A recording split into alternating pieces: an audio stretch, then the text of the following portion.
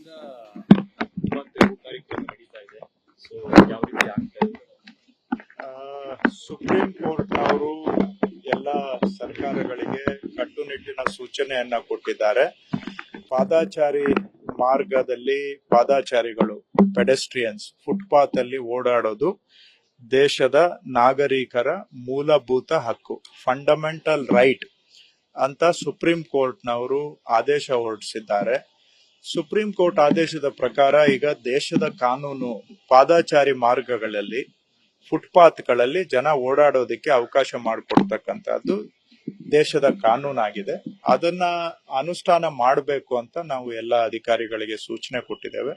ಅದರ ಪ್ರಕಾರವಾಗಿ GBA ವ್ಯಾಪ್ತಿಯಲ್ಲಿ ಕಾರ್ಪೊರೇಷನ್ ಲಿಮಿಟ್ ಅಲ್ಲಿ ಕಮಿಷನರ್ ಅವರು, ಪೊಲೀಸ್ನವರು ಎಲ್ಲ ಅಧಿಕಾರಿಗಳು ಸೇರಿ ಈಗ ಇರುವ ಒಟ್ಟು ರಸ್ತೆಗಳ ಪೈಕಿ ನಮ್ಮ ಬೆಂಗಳೂರಲ್ಲಿ 14-15 ಸಾವಿರ ಕಿಲೋಮೀಟರ್ ರಸ್ತೆ ಇದೆ.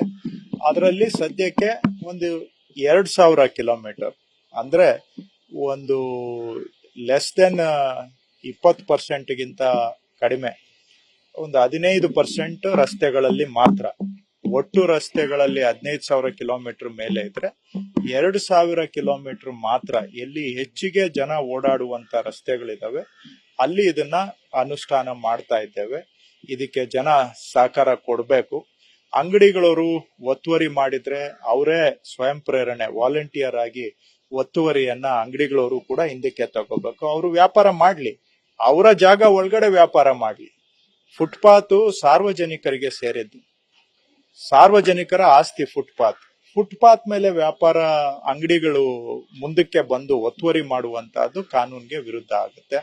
ಹಾಗೆಯೇ ಕೆಲವರು ಫುಟ್ಪಾತ್ ಮೇಲೆ ಕಾರುಗಳನ್ನ ನಿಲ್ಲಿಸ್ಕೊಳ್ಳೋದು, ಬೈಕ್ಗಳನ್ನ ನಿಲ್ಲಿಸ್ಕೊಳ್ಳೋದು, ಆಮೇಲೆ ಅಂಗಡಿಗಳವರು ಫುಟ್ಪಾತ್ ನ ಪಾರ್ಕಿಂಗಿಗೆ ಉಪಯೋಗಿಸ್ಕೊಳ್ಳೋದು, ಈ ರೀತಿ ಎಲ್ಲ ಮಾಡ್ತಾರೆ. ಅವ್ರಿಗೂ ನಾನು ಮನವಿ ಮಾಡ್ತೇವೆ, ಕಾನೂನಿಗೆ ಗೌರವ ಕೊಡಬೇಕು, ಸಹಕಾರ ಕೊಡಬೇಕು. ಎಲ್ಲರೂ ಈ ರೀತಿಯಾಗಿ ಸಹಕಾರ ಕೊಟ್ಟು ಮಾಡಿದ್ರೆ ಬೆಂಗಳೂರಿನಲ್ಲಿ ಜನಗಳ ಬೇಡಿಕೆ ಇದೆ. ಫುಟ್ಪಾತ್ಗಳಲ್ಲಿ ಓಡಾಡೋದು ಕಷ್ಟ ಆಗ್ತಾ ಇದೆ. ಫುಟ್ಪಾತ್ ಓಡಾಡೋದಕ್ಕೆ ಅವಕಾಶ ಮಾಡಿಕೊಡ್ಬೇಕು ಅಂತ ಜನಗಳ ಬೇಡಿಕೆ ಇದೆ.